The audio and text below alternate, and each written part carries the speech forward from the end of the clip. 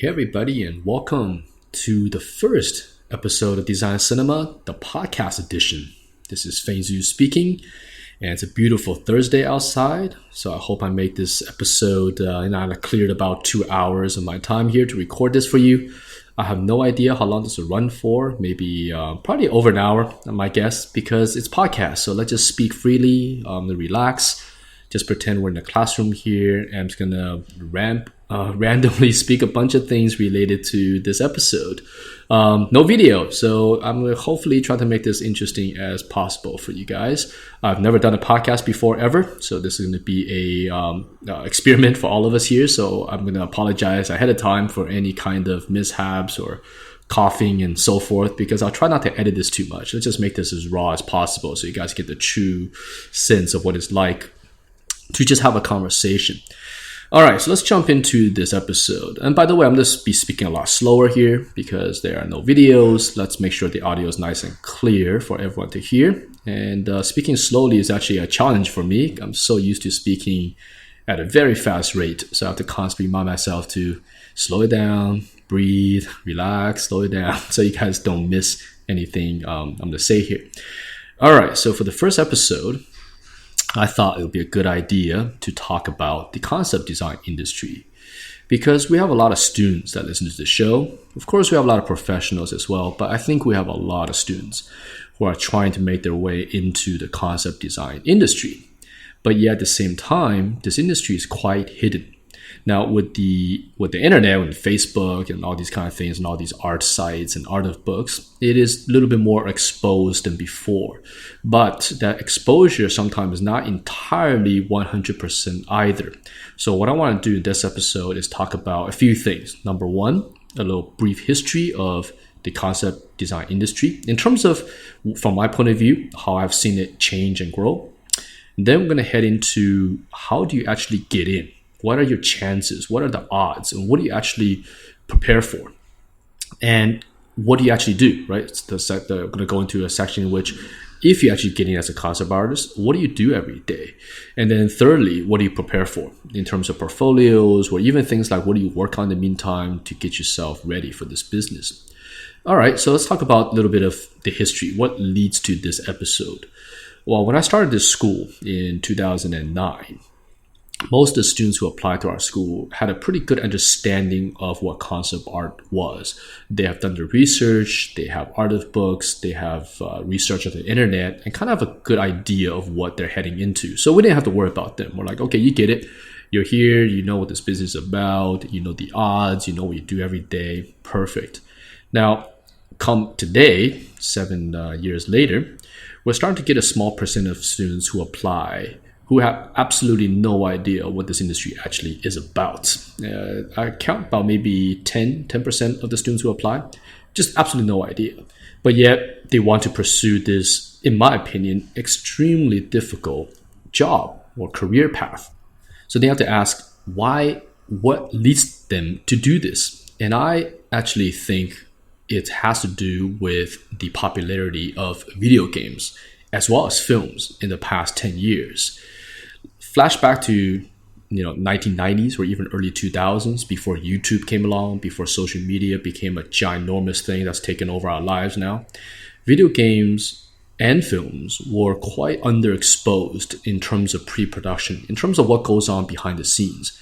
And also, especially on the video game side, it was seen as a very nerdy business to be in. If you're telling your friends, oh, I'm working as a video game person, your automatic assumption is like, oh, you're a big nerd or geek and things like that. It just wasn't very cool to be in gaming. And then somewhere in the 2010, 2011, we had a slew of video games that got released. For example, Skyrim and Fallout and all these games that received a lot of attention on the internet that brought the game industry to mainstream, as I think it did.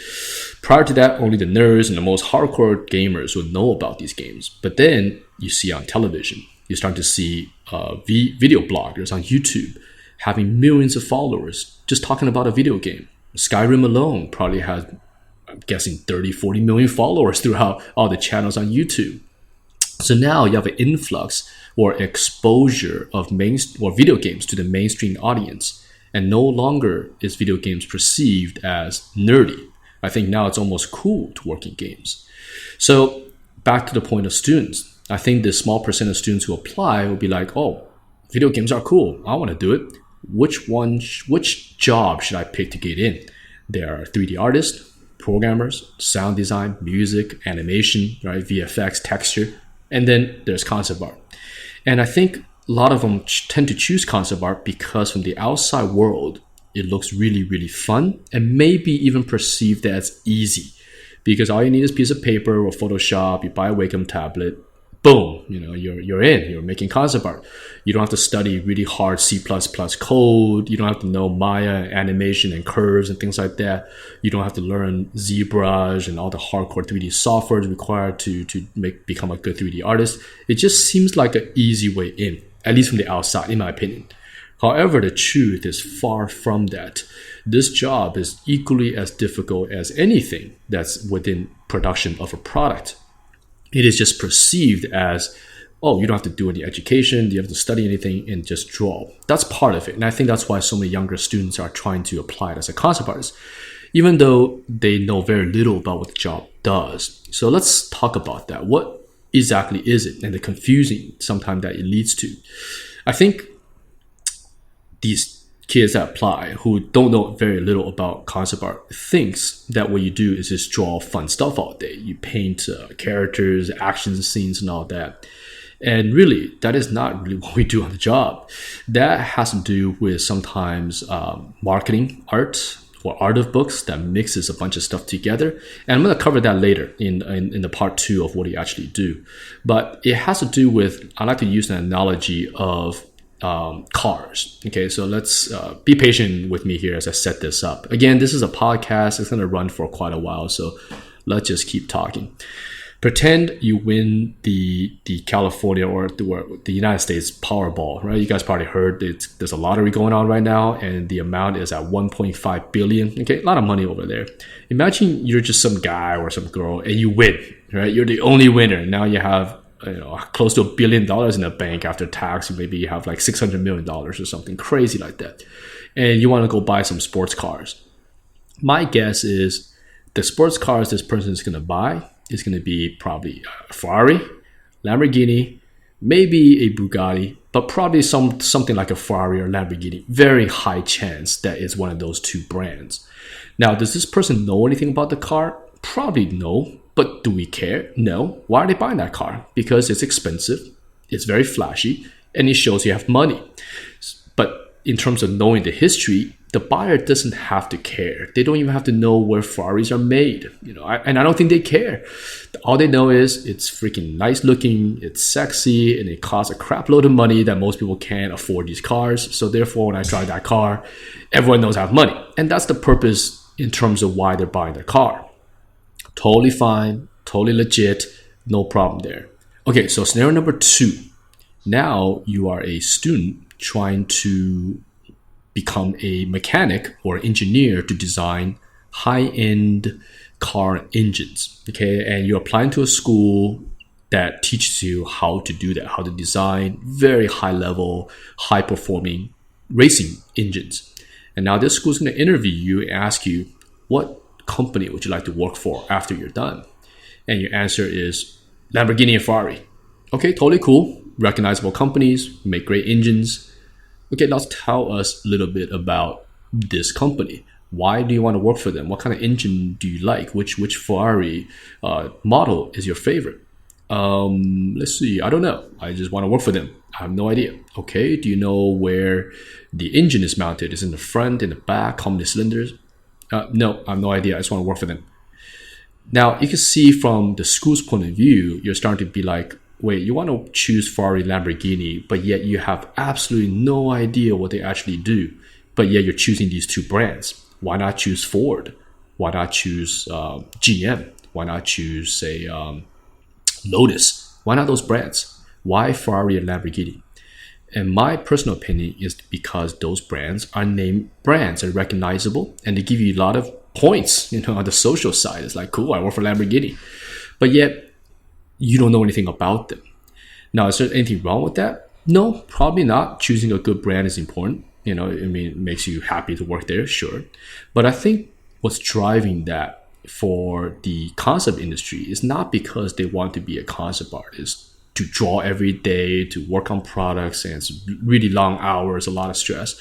I think the answer comes in because they just want to play games. It's fun to be in the industry, in a company that makes cool games. Because the answer we get on our side, right, with the car mechanic it's Lamborghini and Ferrari. On our side, when we ask students, what do you want to work for after you graduate?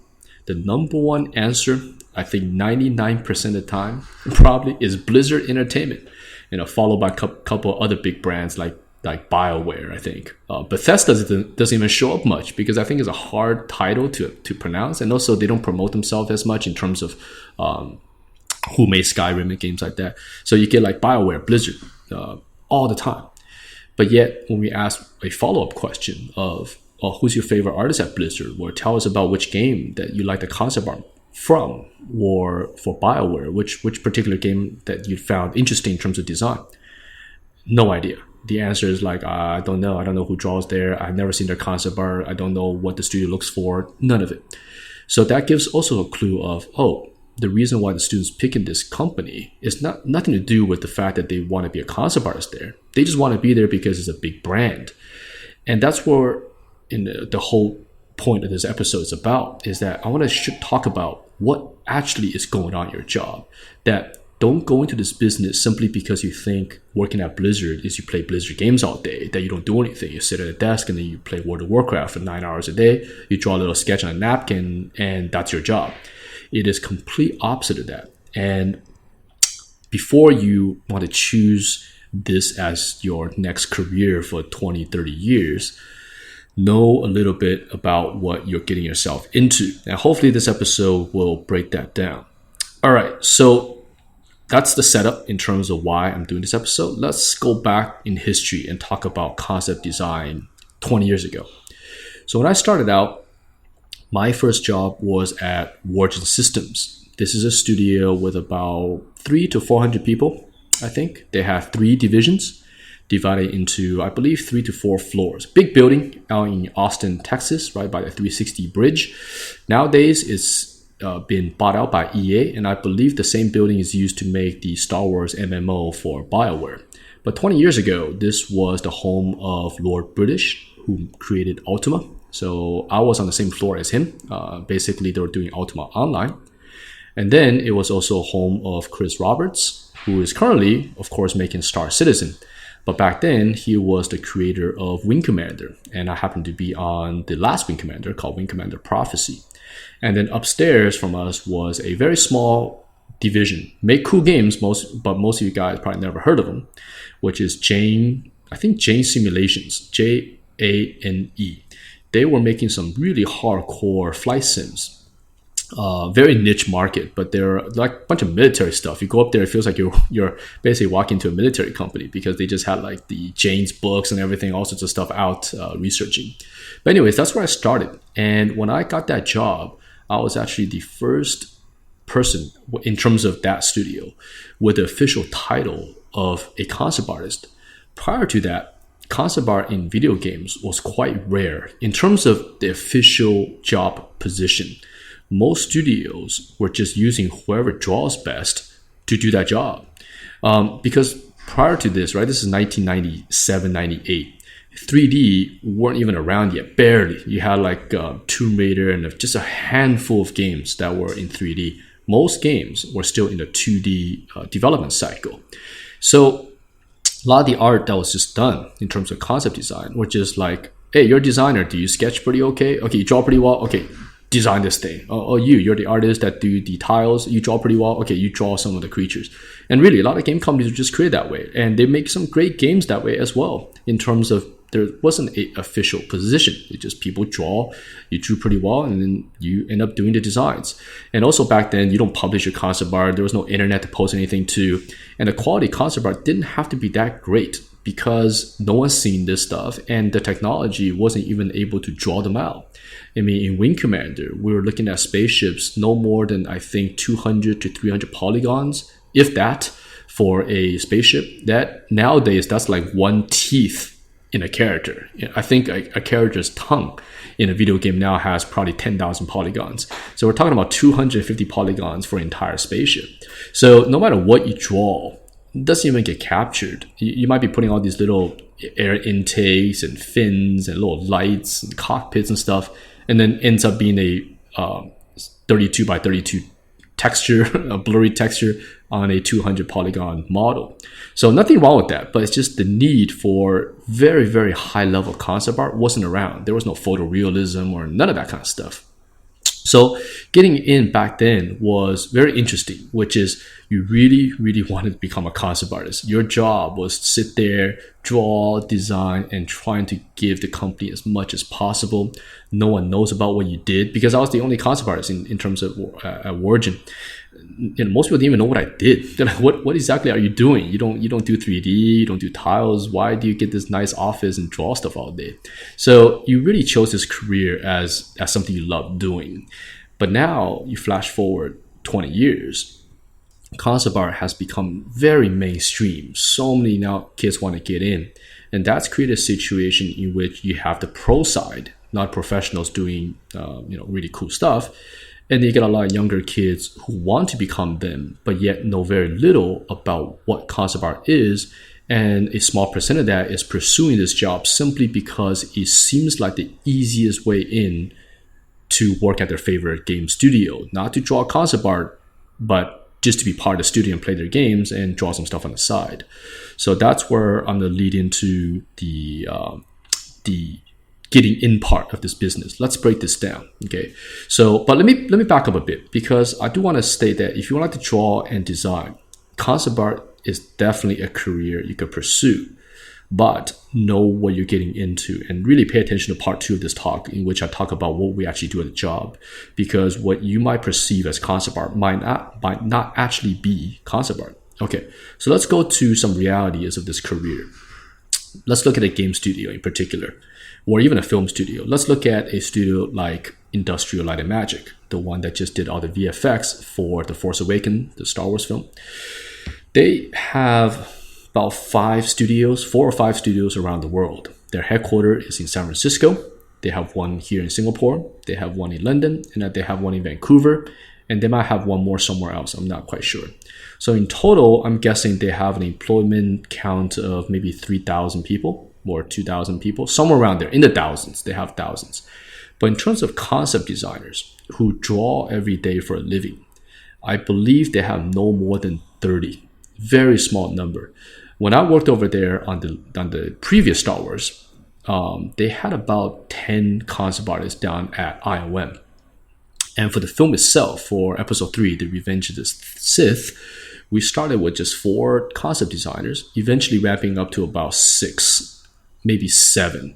And of those, not everyone even did concept art full time. Some were building some 3D, some were doing costumes or seamstress, that type of stuff. There were a couple that were just doing sculpting. So you're talking about a multi-billion-dollar franchise, eventually with thousands of people working on them, right? Star Wars generally probably has a few thousand people working on them. But yet the amount of concept artists involved is just 6 or 7 people. The same is true for major game studios. You look at Blizzard Entertainment. They started out with 23, 24 people back when I visited them in, I can't remember, in the 90s. They were in Irvine in a perfectly square building in Business Park, just 2 stories. You go in, there's a receptionist, a tiny little office, you go up the stairs, and that's the entire development team for Blizzard. No more than 20 or 30 people in a tiny little space. And a few years later, they moved into the UC Irvine campus.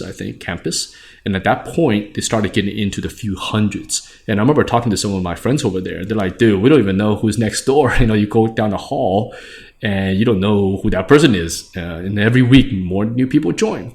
And nowadays, they probably have, I'm guessing, also 3,000 to 4,000, perhaps even more people in the entire studio. And of those, I'm guessing about maybe 1,000 or 1,500 are involved in actual game development, right? Because the rest are business and QA and things like that. But in terms of actual 3D artists touching the product itself, it's probably about 1,000 or 1,500 people.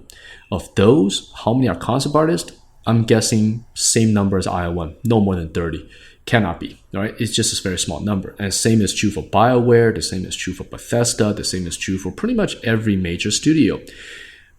In that, concept artists are far outnumbered by 3D artists, by modelers, by texture artists, by programmers, far outnumber them in terms of how many positions are. So when you look at the odds like that, even though the job itself looks very fun, the odd of you getting in is actually quite low. Right? You might be, man, Fang, you run a school to teach concept art. Why are you telling us this? It's not because I'm trying to discourage you guys from doing this. I'm just trying to share my knowledge of the truth behind how hard it actually is to become a concept designer. That not just based on your skill, you could be extremely good at what you do, but simply there aren't enough positions open. Case in point, you look at something like BioWare, the guys who made the Dragon Age and stuff like that. They probably have just a handful of concept designers. Now, if those guys stay there, I think like Matt Rhodes and a couple of really good concept guys. Now, if they choose not to leave that company, they'll just be there forever. BioWare is not going to fire them or let them go. They've been there. They have a lot of history. They know the lore of the games. They're just going to stay there. And if you have a team of 4 to 5 very solid concept designers in your team, you don't need to hire any new ones if you're not working on new products. You're just going to keep them. So therefore, that position is locked for possibly 10 to 15 years, that they don't need to hire anybody new. Because that was true when I worked at, say, Blur Studio and a variety of other studios. It's the same guys for like 2-3 years. Whereas you look at the 3D department, sometimes when the project comes to an end, they simply go to another studio where they can move to a different division. And then the studio start to hire, say, 50, sometimes 100 new 3D artists to come in. Now, the job scope itself is just as hard. Being a good 3D artist is just as difficult as being a good concept artist. But there simply is more positions open. That is all, right? Both jobs are hard. 3D is hard, texture artist is hard, animator is hard. But in one studio, you're looking at opening positions possibly for 10, 20, 30 artists. And the other studio, 1 or maybe 0. So the likelihood of getting into a major game studio as a concept artist is actually extremely difficult. And on top of that, these studios are very unlikely to even hire junior artists, because when you talk about, say, 3D production, right? Again, I'm talking not saying 3D is easier to get in. It's just as hard, and there are crazy good 3D artists out there. I'm simply talking from the industry point of view. You look at 3D. If you know your software, you might not be the best 3D artist, but you're a junior artist. You came out of school. You have some pretty good stuff in your reel. A studio could probably use you. They can make you do some stuff that's maybe not the hardest stuff to model, but they'll find something for you to do. But as a concept artist, if there's only, say, 3 positions open in the entire studio, and you're not very good at it, well, they'll never use you. They only want those 3 positions to be the best. And on top of that, they probably want someone with a lot of experience to work in that job. And also, there are a lot of professionals who want to get into Blizzard as well, right? So you're a student, like, I want to work at Blizzard when I get out of school. Well, so do dozens and dozens, if not hundreds, of professionals who want to work at Blizzard after they're finished with whatever job they're at right now. So that creates a very difficult job, I guess, position to get yourself into, that you have to work really, really, really hard to break in. Whereas for me, I consider myself quite lucky. 20 years ago, having concept art in your portfolio, you could get into so many studios because it's such a new job. As I mentioned, there weren't even concept jobs available, or the position didn't exist. But yet studios started to recognize that they need concept art as games start to move into 3D. The designs to be more detailed as game engines came along. For example, the Unreal Engine, I remember working on that with those guys. They were starting to push polygons to be very high numbers. And when I worked with those guys, they were actually telling me to make the designs as detailed as possible in terms of polygon detail, because Unreal is in the business of selling their engines. So they'd be like, we need to show off our engine. So we need these levels to be just crazy high poly count. And we need concept designers to come up with what those shapes are. So you're talking about a business in which at the height of my career, you have so many jobs available to choose from, and they're all AAA development. You're going from one giant studio to another, just endless amount of work, because there weren't enough concept artists going around. And in terms of even the quality of concept art was all over the place, because back then even Art Center, the school I went to, they weren't even training for concept art for the entertainment industry. They're all made for product making. But now today you have so many guys out there who are so good at this kind of stuff, and the industry knows it, that they no longer offer these jobs to anybody, right? Seriously, like if I look at my portfolio of what I got into the business with, it's worse than probably our term one students. Seriously, it is not that great. It just happened that I got in at a time in which this job was well wanted. A lot of students needed it, and quality wasn't something they're even aware of, because the industry was so young. It's like if you just drew better than the in-house guy who draws for a hobby, boom, you're in the position. But now, man, it is so much harder. With the portfolio I built in 1996 or 97, there is no way I'll get into any job of today. No way, guaranteed. I send that portfolio out to a studio, they'll probably just laugh at my stuff, because it is nowhere close to the quality and the bar that's been set up by concept artists of today. Okay, so that's important for you to know if you're trying to break in. It's like, man, this is not a job you can simply walk into. You can't just draw some stuff, have some fun, send it to BioWare, and they're going to call you and go, yeah, welcome aboard. You join our 300 other concept artists. No, doesn't work that way. So be aware of your chances. Okay, that's part one. So now let's get into the core of this talk, which is, what do you actually do as a concept artist? What do you do when you show up at 9 o'clock in the morning all day? Now, the internet has exposed a lot of concept design, and a lot of concept artists, say Scott Robertson, James Peck, and these guys have shared a lot of what they do as well. That gives you a great insight and a truthful insight of what a concept designer do. But at the same time, the internet also exposes a lot of stuff that are actually not concept art. But to someone who's learning about this business, they might actually not know. And this again comes from students who are applying to our school, the small percent, who are just pursuing concept art because, one, they want to work at Blizzard to play their games. And number two, they don't exactly know what concept art is. They buy art of books. And I'm going to use art of books as a great example of why it's confusing. An art of book, the core of the book is to sell products, to sell the book itself. Especially art of books coming off of major franchises, like the art of, say, Uncharted or the art of Assassin's Creed. And these are generally put together by marketing companies. They're not put together by art directors, for example. And what they do is they put everything that's cool, because it's called the art of book. It's not called the concept art of book. It's just called the art of book. But when you buy them, a lot of younger kids think that most of the stuff in there are concept art. And on the same page, they'll display, say, let's take, say, Mass Effect. They'll have some sketches of Shepard, the design of Shepard. And on the opposite page, you have this beautiful rendering of Shepard, with the spaceship behind him and the exploding planet and so forth. For someone who doesn't know much about this business, they might think this is all being done by the same art department. Like, oh, that's concept art, man. I want to do that 3D art and the cool shot of Shepard shooting a gun and jumping off a building and so forth. But in reality, the time span between those two pieces could be as great as 5 years, maybe even 7 years. The sketches on the one side of Shepard as a concept art was done in pre-production by the internal concept artist. The stuff on the other side, with Shepard jumping off a planet and shooting behind him, that's probably done by the marketing side, post-production, generally done by illustration teams, to look as best as possible to sell that piece of art, to sell that piece of game.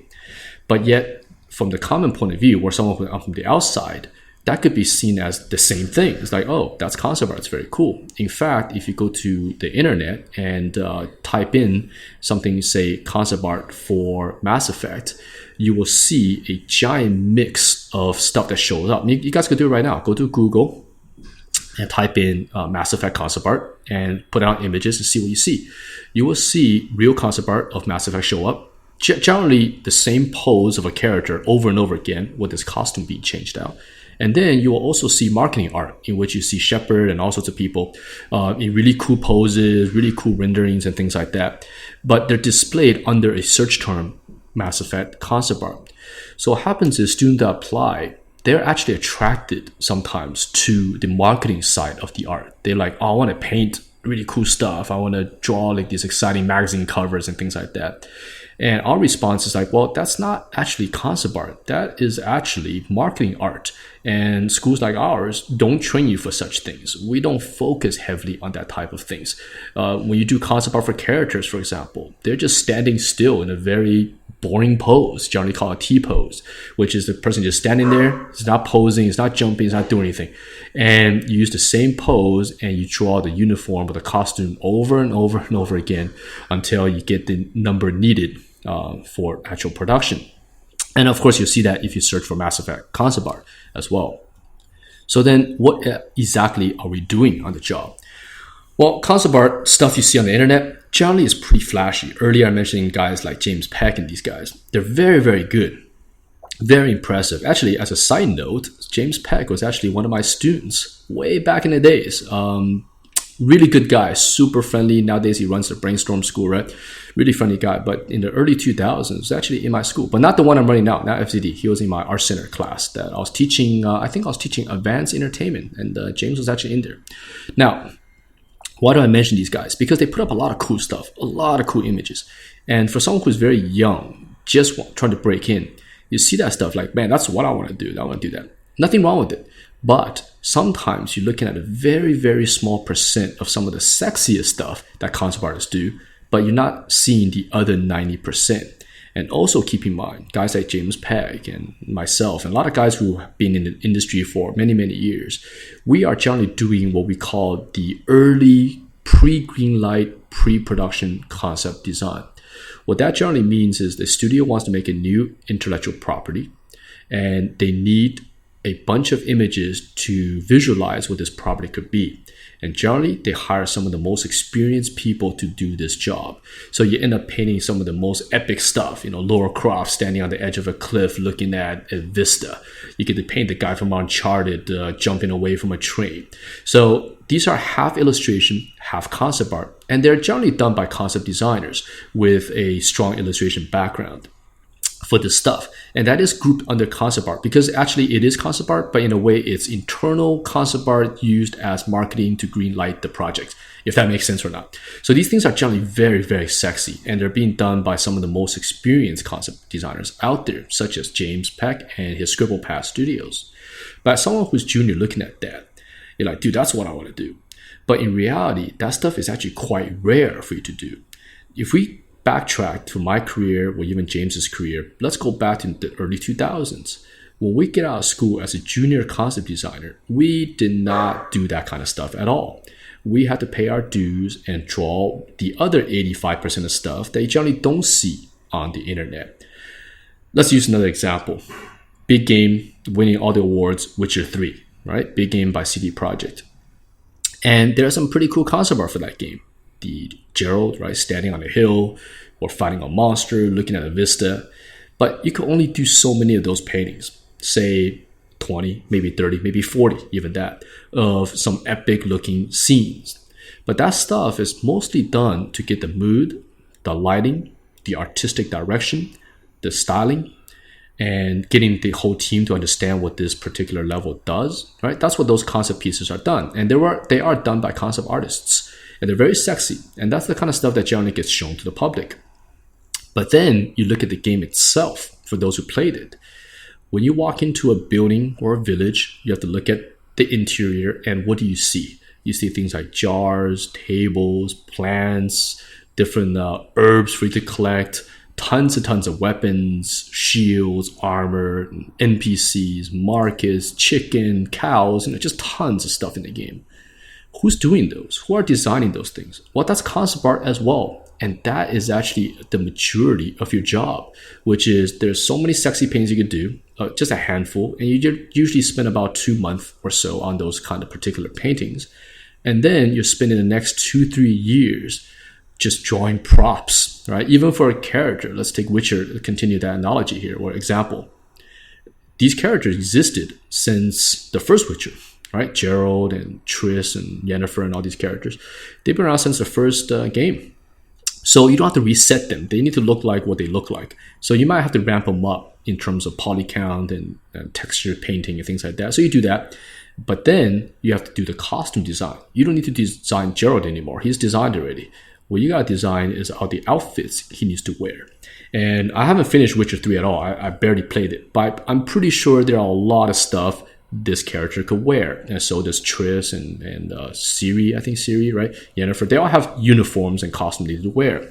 So somebody has to design those. And those particular concept art is going to be Gerald standing on a white background, standing perfectly still in a kind of a T position or a relaxed position.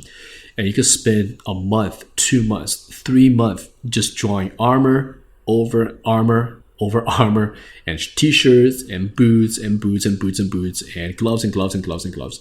And then when you're done with that, you might be going, okay, now we need 20 different swords and 40 different shields. Oh, actually, it doesn't use shields. 40 different steel swords, 40 different silver swords. And to get to those 40, you might have to draw 200 swords, right? Because not like the first drawing you do is picked.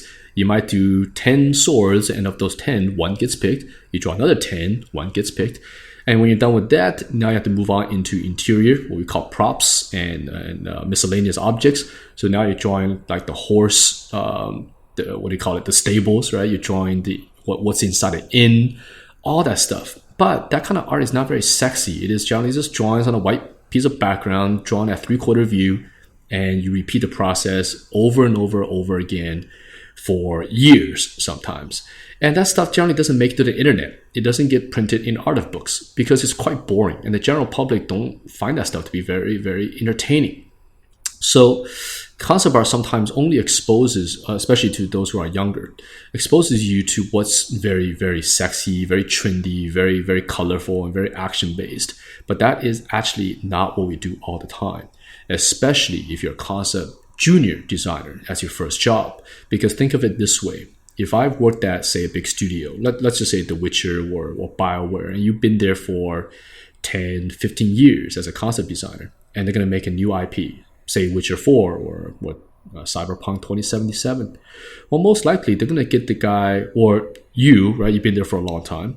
You'll probably be like, well, I want to start doing some really cool designs for the next IP. I'm going to do the big vista paintings, the big establishing shots, all the sexy stuff. Meanwhile, the guy who just came out of art school as a junior designer, you might have him try it, but most likely he'll be supporting you. He'll be doing things like, well, now we need 20 armors, 20 buckets, 20 barrels, and things like that. That's probably what you'll be doing. So concept art, in terms of being really cool and sexy, yes, it's fun, but don't forget that it is work, and you have to be very, very disciplined and very patient. You don't get to sit at Blizzard Entertainment and paint epic paintings all day. If you want that job, it is probably not concept art. In fact, that's illustration. That is a different career path that you could pursue as well. Both industries are just as cool. And that job allows you to do book covers, covers for the boxes, and of course all the marketing art these companies push out. That's generally done by illustration, in which you can spend, say, a week, 2 weeks, maybe a month doing a single painting. In concept art, most stuff is done in a day, and you're doing high numbers of something every single week. So if you're doing shields, you can't just draw one shield a day. You're probably drawing 20 shields, 30 shields a day, that for 5 days a week, and for 4 or 5 months probably. So that is the actual job of a concept designer. Our job here is to make a product. We can't just draw the sexy renderings of it. We have to actually design the nitty-gritty, the 3/4 view, to help 3D artists build whatever you are coming up with. So that's very important. Again, to someone who's younger, who might just only see flashy stuff on the internet and think that's what you do on the job. So you might even take a look at our school. And if you look at our school, there's a lot of stuff our students do. I don't particularly call it sexy. I call it work. We rarely do very flashy stuff at the school. We make them do stuff that's generally real-world grounded, cultural-based, history-based, real-world-based things. Subject matters are generally pretty toned down because that's what the industry hires you for.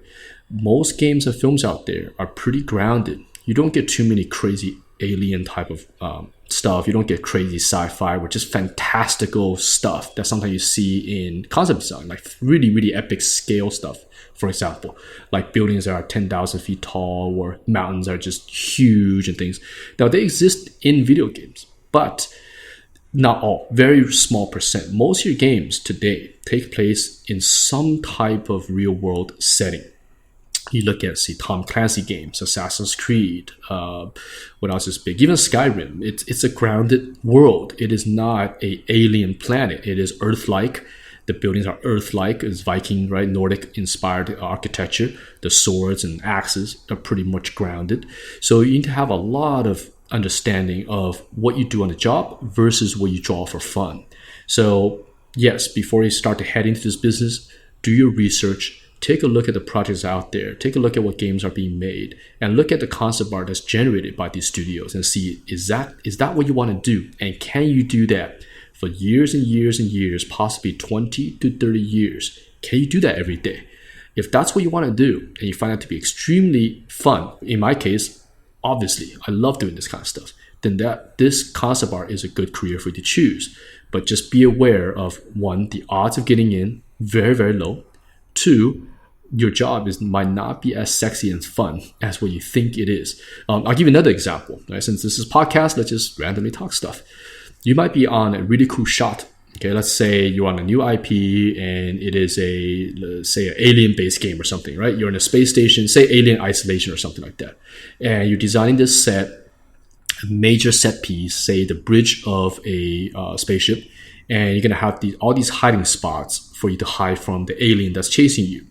So you're like, okay, this is awesome, man. I can't wait to start this concept. So you draw a nice 3/4 view, a couple production shots, and you put it up. It's beautiful, really well done.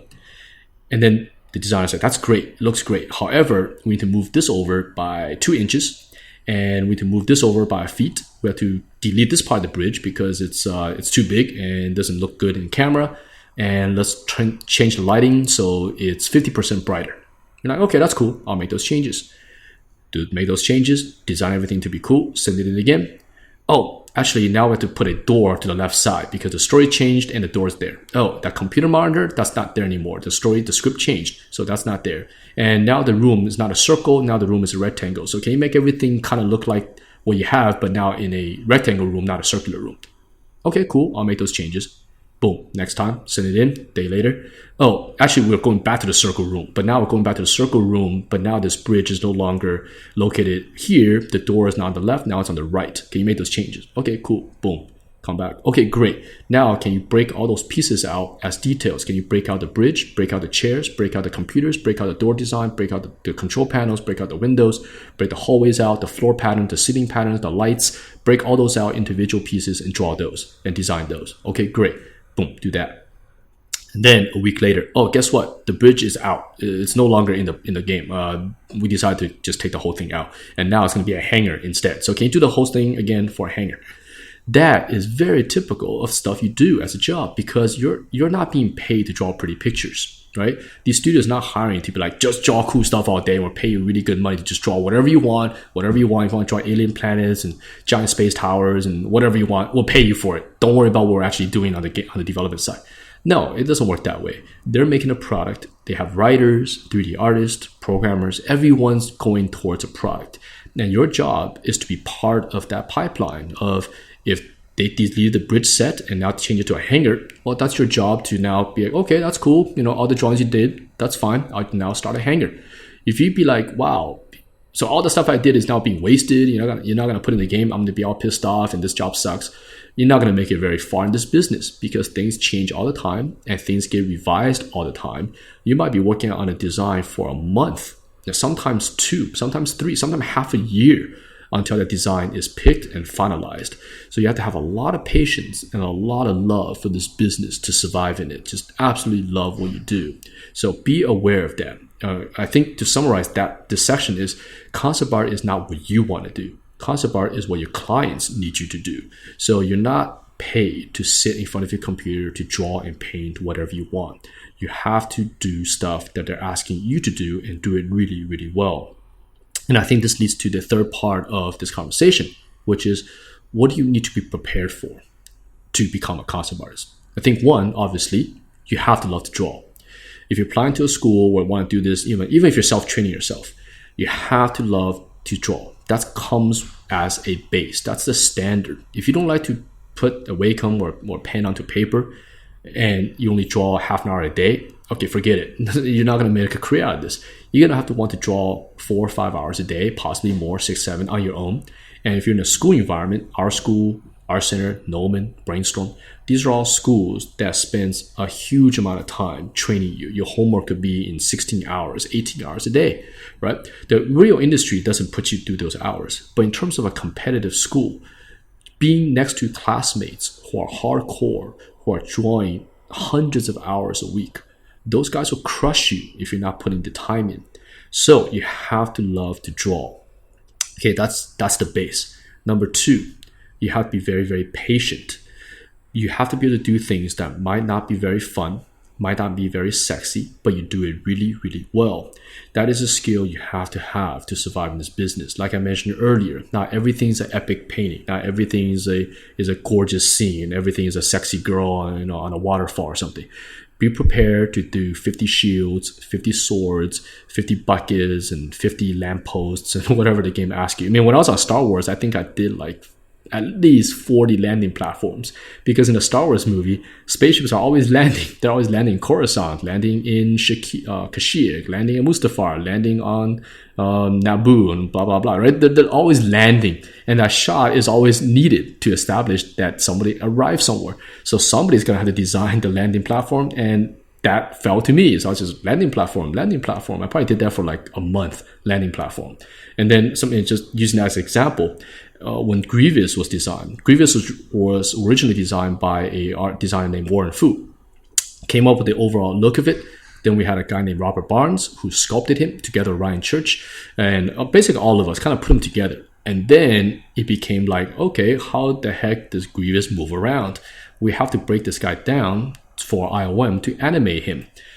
So I drew the short straw. Nobody wanted to do it. It is really hard to do this kind of stuff. Basically, you have to figure out how his arm turns, how does wrist turn, how does he turn his neck. And this design, if you take a look on the internet, he doesn't have cylindrical joints. He doesn't have rotational joints, which will make the process very easy, right? Rotate the joint, rotate the wrist. Now he moves. No, he's moved like how a human moves, by pulling and pushing of muscles. In his case, it's pistons.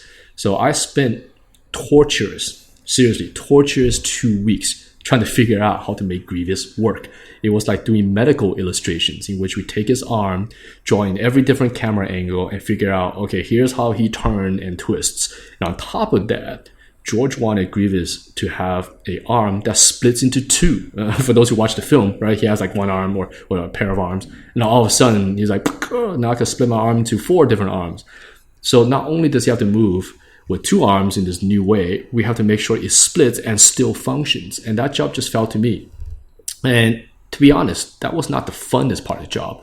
It was really torturous. It was just every day coming in, pulling your hair out, trying to figure out how the heck do you make this work. It was similar for even Transformers, trying to make them transform. They want to see a couple of frames of, okay, here's this robot and here's the car he turns into. How exactly does he do that? Boom, you have to sit down and figure this stuff out. And that's concept design. Is the drawing of Optimus Prime blowing up a Megatron or something is fun, but there's only 2 of those paintings. The rest of it is production drawings. Boring, line drawing, top down, revision after revision. So patience is key, right? That's what I was getting at here. You have to have a lot of patience to do things that might not be so exciting. And let's keep going here. Another thing is, know about this industry. Okay, do some research. Know what the companies do. Know what they look for, and get down to not because you want to work at Blizzard because of you want to play World of Warcraft all day. You want to work there because they have a particular interest in developing role-playing games in very high fantasy settings.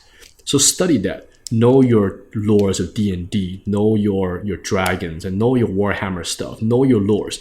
Get geeky on that kind of stuff, because if you want to work along with these developers who's been doing this for 20, 30 years, they want to make sure that you're just as knowledgeable and nerdy and geeky. And I'm saying nerdy and geeky in a very, very cool way.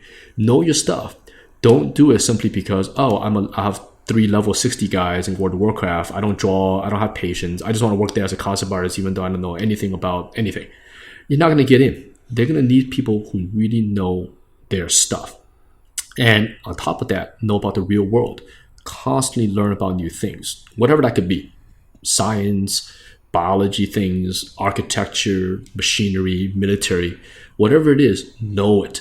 So that way, when you get into a particular project, you're not just drawing things, you are designing things, right? Again, we're not paying anyone to draw pretty pictures. The drawing you do essentially is kind of useless to a studio. It might be cool for you to put on a blog, to show off in a portfolio, but to a studio, we don't need the actual painting or drawing. The only thing we need is the design behind it.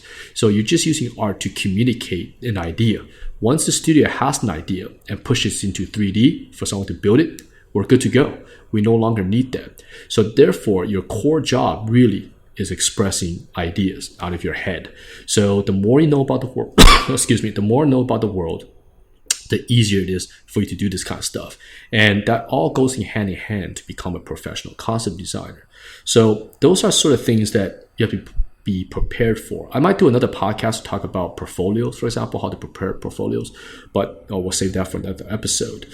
But in terms of, I hope, I don't know if I'm going to wrap this episode up yet, but hopefully this gives you an insight of really what concept art is, what we do every day. And I just want to hit that point one more time, which is there's about 5 to 10% of our job that's really, really fun, exciting, epic. The kind of stuff you're doing is awesome. And then there's the 90% of it, which is just pure work.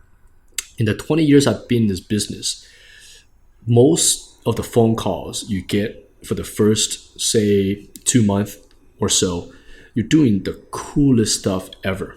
Okay, they'll call you like, we're doing a new IP, it's this, and we need a series of paintings done. Man, that stuff is fun.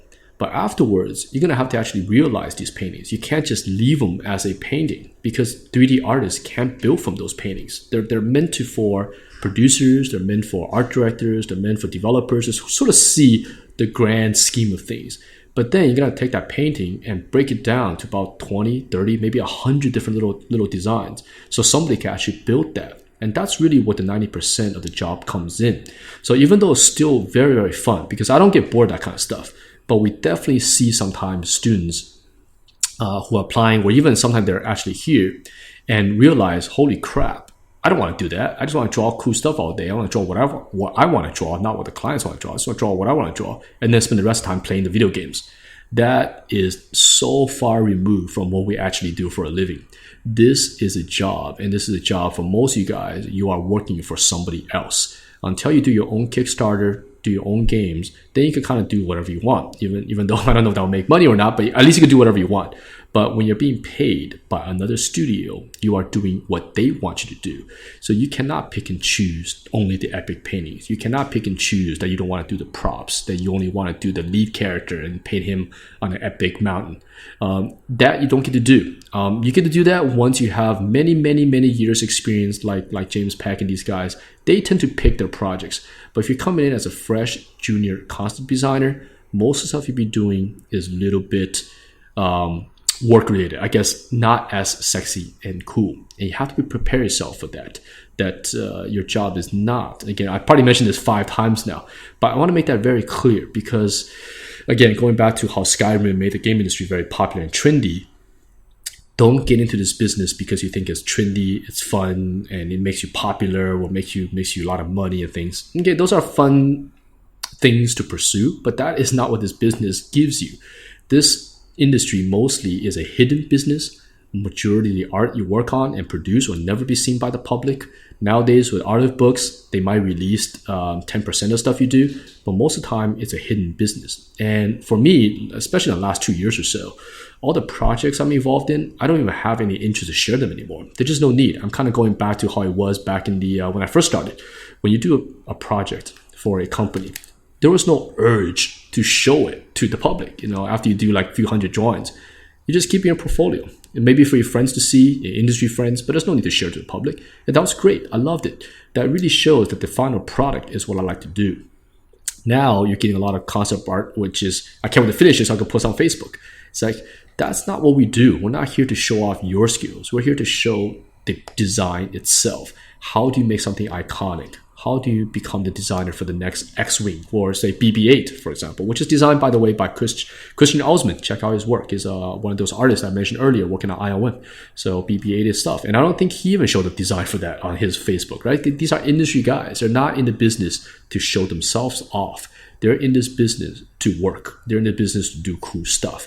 And guys like him has his own hobbies. You know, he has an illustration website, for example. So this job is a job. So be prepared for that. Okay. Actually, speaking of social media, here's one thing you could try to do to really see if you could handle this business, or even handle the I guess the mental side of it, which is give yourself 10 drawings or paintings to do. Okay, and you're going to try to do them as best as you possibly can. You're going to do 10 of them. But when you're done with them, you never share them on social media. You don't put them on Facebook. You don't put them on Twitter. You keep it to yourself. Only you. And maybe you can share them 5 years from now. And I just want to see, do you have the mental capacity or the ability to do really good stuff, but never show it to the public? What is the incentive? If you still put in the 20, 30 hours to do a great piece, knowing that no one will see it, you probably have the right stuff. If you urge to simply put this out there, then question yourself, why is it, right? Are you really after to design this solution, or are you simply doing this to impress friends? And I definitely think you should pursue it because you like to design. In fact, right now I'm talking to you guys I have two screens here. On my right screen, I actually have some concept art I'm doing for a project. No interest to release to the public. It's cool stuff in terms of the project itself. But the urge was, man, this is cool. I can't wait for them to make this film. You know, I can't wait to see it in the theaters. But in the meantime, there's no urge to like, oh, I can't wait to post on Facebook so everyone can see it. That's not why I'm in this business. I'm in this business because I like to design and I like to work. I'm not in it for the flash. I'm not in it for the show-offness or any of that. In fact, I'm not even in it for the money or anything that this industry could bring you. I'm in it because I like to design. And I hope you, especially as a student pursuing this business, is the same thing, is that you see a lot of things in your head, you have a lot of cool ideas, and you can't wait to put that on paper, and you want to contribute your ideas and designs to other studios out there, right? Then if you have that, you are perfect for this business. And of course, working crazy hours, not because a company is forcing you, it is because you like doing what you do. Okay, because on that note, I work crazy hours myself. Sometimes I stay up very, very late. Nobody tells me to do that. No client tells you to do that. I'm doing generally more numbers of work than the clients ask for. Nothing to do with the fact that they're telling me. It has to do with the fact that this is so fun. When someone asks you to, like, give you an example, like lately, like a client will be like, design us a bunch of military drones. Not just for flying, but we need submarine drones, we need helicopter drones, airplane drones, robot drones, microscopic drones, and blah, blah, blah, right? Tons of drones. When I get that kind of stuff, it's just like, dude, this is going to be such a fun week of coming up with like underwater drones. How cool could that be? Or like high atmosphere space drones and tiny spy drones you can fly into some building. That is so fun that the last thing I want to do is play video games and waste time or procrastinate. I want to draw. So, all right. So hopefully this made a great podcast. I hope it entertained you guys for an hour. I will try to do these every single week. And let me know what you guys think of the format, what's going on, because we will be posting this onto YouTube as well. So you guys can make comments down there. I think the next episode is going to be a Q&A so that we can finally get that episode wrapped up. And I think Q&A will work well for our podcast. But anyways, I hope you guys enjoyed this episode, our first podcast episode. And I will talk to you guys in the next one next week. All right. This is Feng Zhu signing out.